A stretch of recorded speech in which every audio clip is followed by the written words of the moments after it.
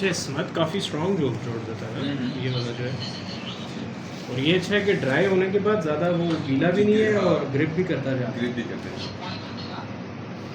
हम आधा नट छोड़ते क्यों है, इसकी क्या वजह है? दरअसल हमारा कपड़ा 6 इंच है ना, अगर ज़्यादा लगाएंगे फिर आगे से छोटा ना पड़ जाए। ओके, आधा नट वैसे भी सही है कि इतना ही कपड़ा हमारे कुशन के अंदर जाना। यानी कि हम ज़्यादा छोड़ेंगे तो कपड़ा छोटा पड़ जाएगा, जी, इसलिए कपड़ा ये वाला आधा नट होना जी चाहिए। जी। वो पॉइंट।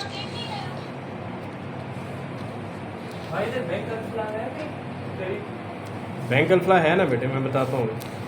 या अभी हो जाएगा बेटे, अभी बताता हूँ, फिक्र ना कर।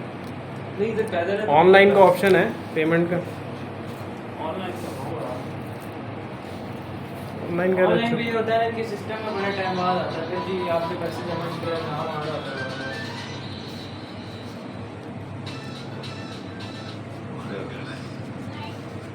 ठीक है।